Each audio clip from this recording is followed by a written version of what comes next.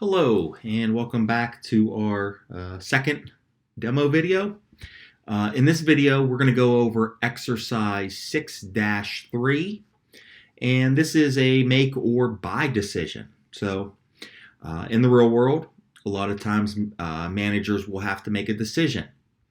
Would it be better for the company to make a component piece to their product?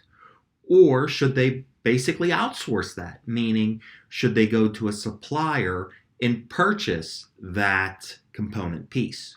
So,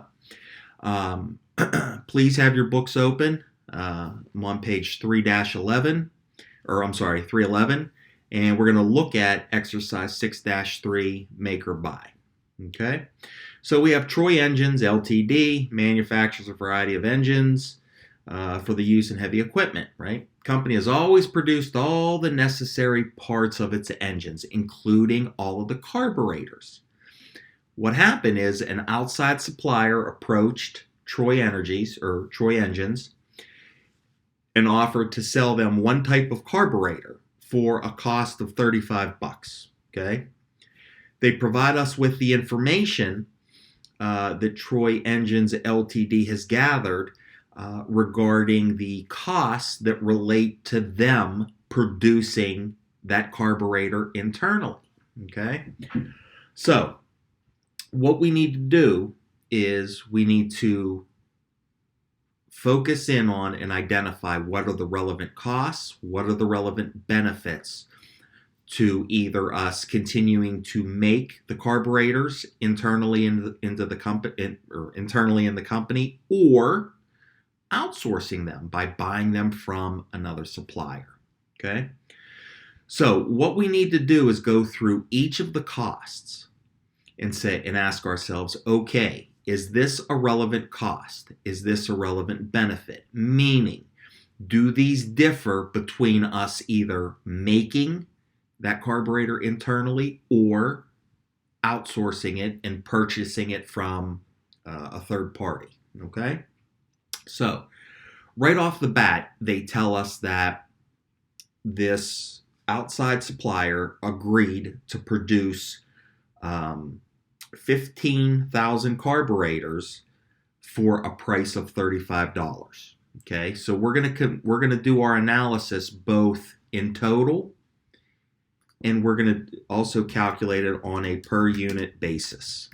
Okay, so if we make it, right, we wouldn't incur that selling price of that $35, right?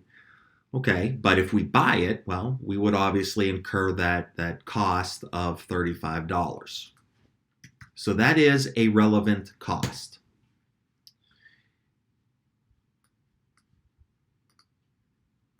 So on a per unit basis, it's going to cost us $35, but if we multiply that $35 selling price per unit times the 15,000 units, we get a total cost of $525,000. Okay? Now we're going to look at all the costs that are internal, right? Well, let's think about that. The first one they give us is direct material, and they tell us that direct material is $14. Okay? What we have to ask ourselves is that cost of $14 a relevant cost? Well, does it differ between the two alternatives? It certainly does.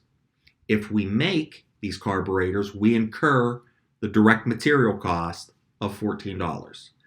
If we buy the carburetors as opposed to making them, that direct material cost of $14 goes away, meaning we're not going to incur that cost if we buy them. Okay?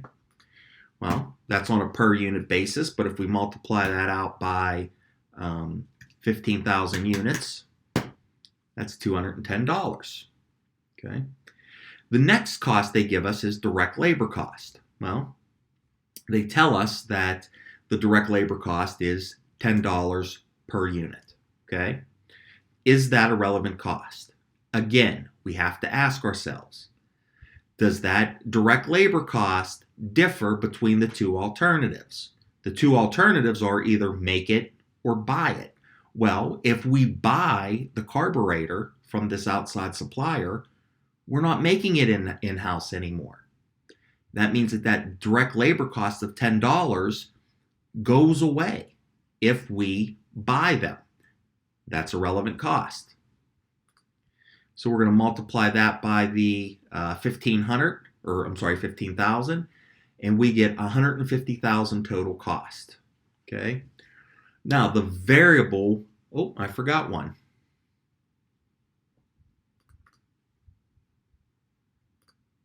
Here we go. The variable MOH, okay? Well, it's $3, but let's think about that. It's variable. That means it changes in direct proportion to changes in levels of activity, meaning if the number of units we produce goes up, in total, that variable cost or that variable manufacturing overhead in total will go up, okay? Now we got to ask ourselves, it's variable, right? It's manufacturing overhead. What is that? Well, it's probably some things it could be. It might be some indirect labor that we cannot trace to a specific unit. That can be included in the $3, okay? Any material, or let me rephrase that. Any lubricants we use for the machinery to make these carburetors, that would be an example of variable MOH, okay? So we got to ask ourselves, we know what variable manufacturing overhead is. Is it a relevant cost? Meaning, will it differ between us making the product or us outsourcing and buying the product for someone else? Well, yeah, it's relevant, right? If we decide to buy it, we would not incur the machine lubricant costs. We would not incur that indirect labor cost that's associated with making those machines. So yes, it is relevant. In total, the total variable manufacturing overhead for us to make these 15,000 carburetors is 45 grand. Then we have to look at the traceable fixed costs, or I'm sorry, the fixed MOH, which is traceable. Okay. Excuse me. They tell us that it's $6, but notice the little asterisk next to it. If we look at the bottom of the chart, we see that 1/3 of that is the supervisor salary. 2/3 is depreciation of the special equipment. Okay. Right off the bat, the first thing you need to know and be able to recall is the fact that depreciation is a sunk cost. So 2/3 of that $6 is irrelevant. It's a sunk cost. Sunk costs are always irrelevant. Okay. But the 1/3, the supervisor salary, well, yeah, that's relevant, right? If we decide to buy these carburetors as opposed to making them, guess what? That 1/3 of that, which is the supervisor salary, goes away. We're not going to pay a supervisor to work on the production line of carburetors when we don't even make carburetors. We outsource them. Okay, so 1/3 of 6 is $2. Okay, so in total, what are we going to save for fixed MOH that's traceable? That's the 30 grand. Now, fixed manufacturing overhead that's allocated. Okay, the fact that it's allocated means that we allocated it to the carburetors. Okay, if we were to buy the carburetors as opposed to making them, that fixed manufacturing overhead that's allocated does not go away. It's just going to be reallocated to other products that we make. Okay, as a result, it's irrelevant. Why? Because that fixed MOH that's allocated, that's the key, allocated, is not different between the two alternatives. Okay? Oh, sorry. So what we're going to do is we're going to go ahead here and we're going to add up all our costs. So we see that if we make it, we incur a cost of $29. If we buy it, we incur a cost of $35. Okay? Well, what does that look like in total? Well, it's basically going to be the same thing, more or less, right? The total cost to make it is $435,000. Again, that's the $29, which is the total unit cost, times the $15,000. Okay? Cost to make it, the cost to buy it is $525,000. So we could see right here, whether we're looking at it on a per unit basis or in total, we have a financial disadvantage of making that. Well, how much?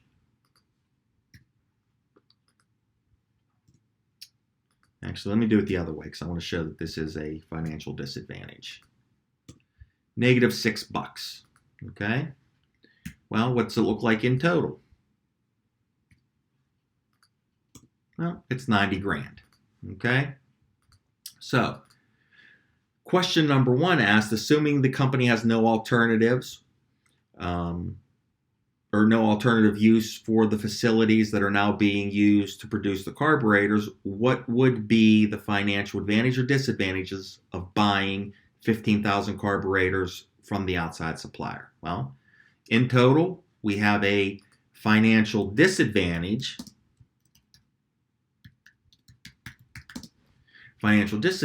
of 90 grand. Okay, so that is the answer to number 1. Now, number 2 says, should the outside supplier's offer be accepted? No, it should not. Why? Well, because we're at a financial disadvantage, right? By buying this, we're going to incur $90,000 of added cost that we don't need because we can produce it internally cheaper. Okay, so no, it should not be accepted. Okay, now question number 3 says, suppose that if the carburetors were purchased, Troy Engines Ltd. could use freed capacity to launch a new product line. The segment margin of the new product would be 150 grand per year. Given the new assumption, what would be the financial advantage or disadvantage of buying 15,000 carburetors from an outside supplier? Okay, so for number 3, what we need to do is we need to look at it and say, okay, well, what are the total costs to make or buy? Well, we know to make them, the total cost is $435,000.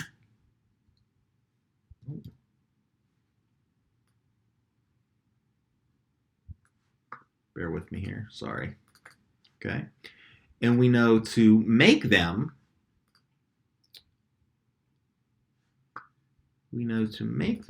would be $525,000. Okay, this right here is the cost to make / buy. Okay, now we have the opportunity cost. We need to factor that in.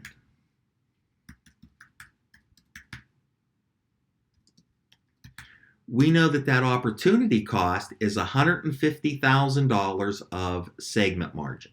Okay, so what happens? Well, if we make the product, if we continue to make it in-house, right? Yes, we can do it cheaper, but with this new freed up capacity, we could launch a new product line, which would give us 150 grand in segment margin. Okay, so now we can recalculate the total cost.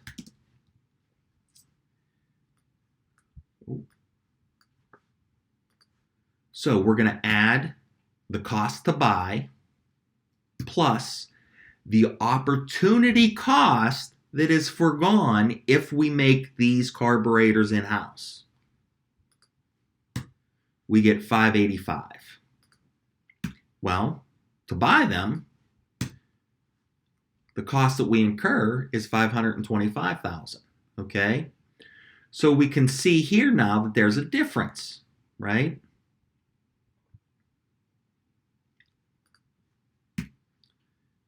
We take the cost, the total cost to make, minus the total cost to buy. We get $60,000. That is the financial advantage